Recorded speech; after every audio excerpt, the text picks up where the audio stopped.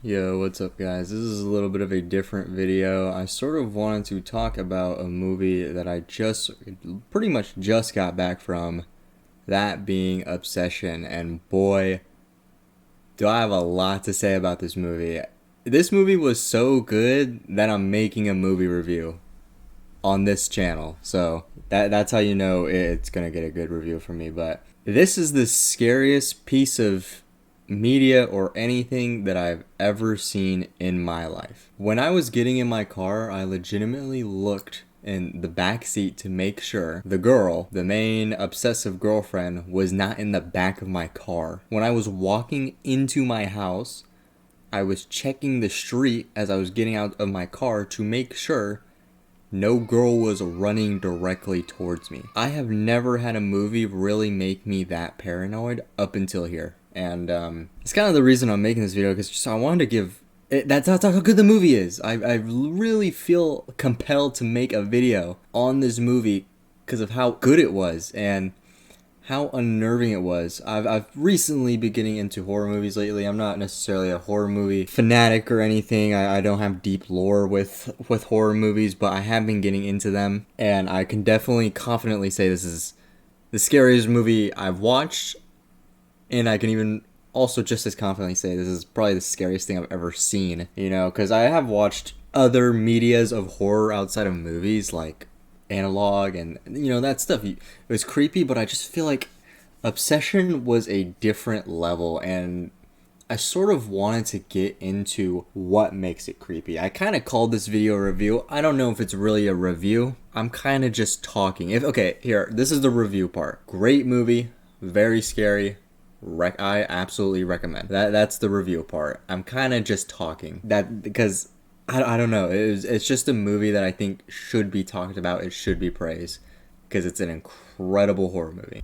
And one thing I wanted to talk about was sort of why this movie scared me so much, and I think it's what it does that other horror movies have not done is really play on that sort of uncanny, scary, like that uncanny human but not human sort of vibe. And I think that they play into that the whole movie, with the main obsessive girl. I apologize. I think her name's Nikki in the movie. That's her movie name. They make her so uncanny in some scenes that it really unnerves you. It's like a primal fear, and that's really that. Like, there's some scenes where you'll get a shot of her face, and it's just like something's a little off.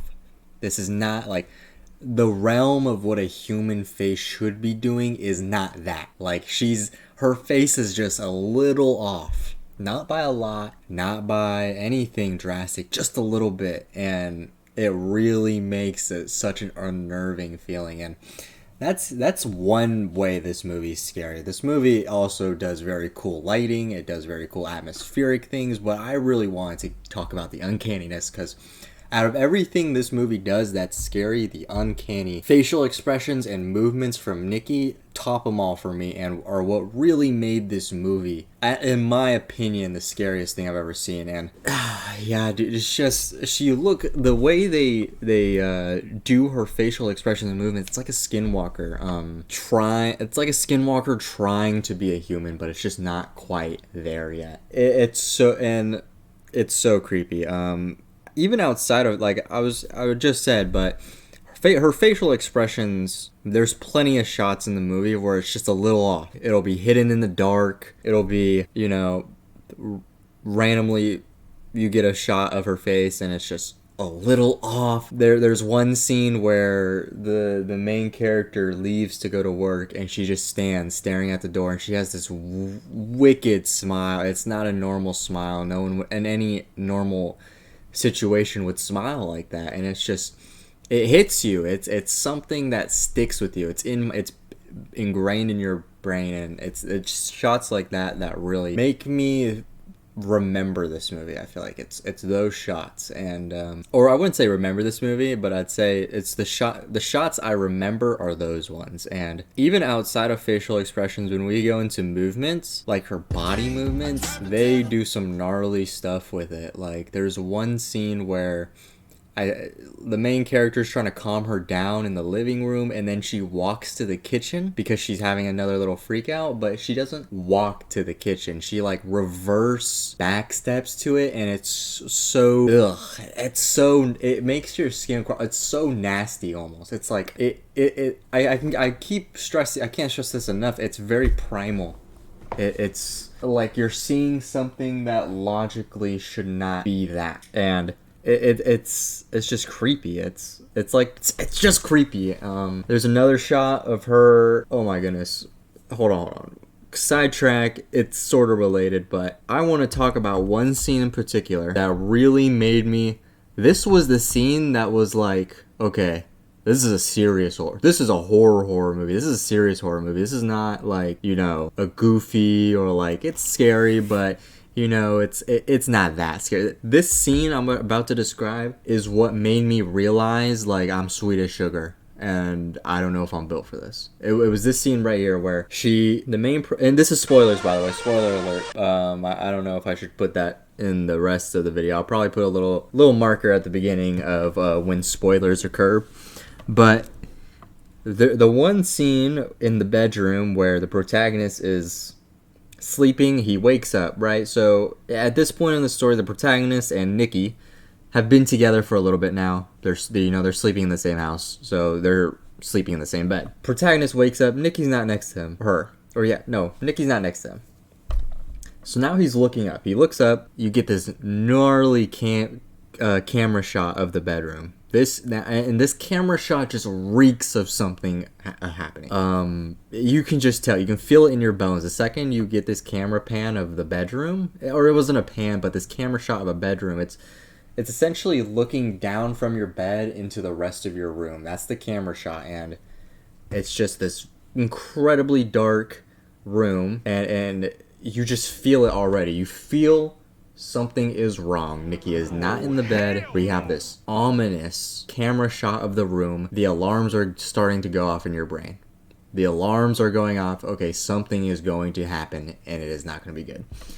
And then Nikki speaks, and I can't remember exactly what she says, but she says something along the lines of, "I don't like my dreams, and you look so handsome or good when you sleep," and she talks, and then you realize she's actually in the corner of the room, and you can kind of tell there, like, because there's like this large shadowy figure in the right side of the camera, but it's like it's obvious in hindsight, but if you watch it without knowing where she's at, you actually do kind of get surprised a little bit, because it's like they do hide her pretty well within the shot. And then she starts, oh my goodness, when she started talking, first of all, that was creepy. She's in the corner of the room watching him sleep, and they do some close-ups of her face, and it's the same uncanny thing I was talking about earlier. She does not look normal. She does not look like a human being making normal face. She doesn't. So that's already creepy enough. And then she starts moving. Oh my gosh. I was talking about earlier how physical movements from Nikki in some scenes of this movie are incredibly uncanny and unnerving. This is one of those shots. She just, I can't remember exactly, but I remember her, she walks to the kitchen or outside the bedroom very non-human like, and it is super and I almost think the creepy thing is it kind of is human like. It's something a human can do, but it's never something a human would do, and I think that's an important part of uncanny. Sometimes it doesn't have to be slightly unhuman. It could be human, but just not. It could be something a human could do, but it's never something a human would do. That's a good description. But yeah, she walks back into the room with a flower vase covering her face as she comes right next to the protagonist and looks at him. Well, she can't look at him. There's a vase in front of her face, but she's covering her face as she's right next to him. And once this scene happened, I was like, okay, am I gonna walk out of this movie theater or not? Because I'm realizing as I'm watching this movie, I might not be built for this. That's my thought process. I might not be built for this. This is the first horror movie that's done that. I've watched, like I said, I'm new to it, but I have watched a couple, and this is the first one that I was genuinely like, okay, I'm kind of freaking out. Like, I wear my beanie a lot, and sometimes I'll hide behind my beanie because of how scary some of these shots were. And you know what? I'm not afraid to say it. Like, this movie is really scary. Like, I was hiding behind my beanie. I'll admit it, dude. And I am happy I am because, boy, I don't. It's too scary for me, man. That uncanny stuff. Once people tap into that uncanny stuff, that's when I get really uncomfortable, and that's what makes really good horror, and that's what makes things memorable, and that's why I'm talking about this movie. But when things get uncanny is when I get serious. Like, monsters can look scary all the time, but like I feel like if you know it's a non-human being and it's a monster, it doesn't make it as scary because you expect something like a monster. But when you're looking at a human and it just doesn't look human, the expectation is subverted. Like, when you expect a monster, you expect a monster. When you expect a human, you expect a human, but you don't expect a slightly off human, right? So yeah, movie's scary. I'd honestly say maybe movie of the year. Maybe I have to think about the rest of the movies I watched, but it was really good. I'd kind of hope to make more videos like this on certain movies that I watch, just sort of talk about either how good or bad they are. I don't really go to watch bad movies. If I hear a movie's bad, I probably just won't even watch it. But yeah, Obsession, best horror movie I ever watched, scariest anything I've ever seen. Very good. Gnarly camera shots. The lighting is beautiful. The lighting is great. There's some shots with the lighting where it really it already creates it sets the mood immediately just with the lighting, and then you get your uncanniness and the loud noises, and that's when stuff gets serious. But very good movie. Very good. 10 out of 10 recommend. If you're at all a fan of horror, I would absolutely go watch this. It's something that I think anybody who's even a slight fan of horror should watch. This is absolutely a worthwhile movie. It's worth the money. I'd say get yourself an icy, get yourself a candy. This is worth sitting through. This is worth a good Friday night. So yeah, that's like my little rant. Like I said, I don't know if I'll title this a review because it's not really a review. Like, yeah, I say recommend it and watch it, but I more so wanted to talk about why the movie was so scary personally to me. Yeah. Anyway, great movie. Yeah. Have a good one.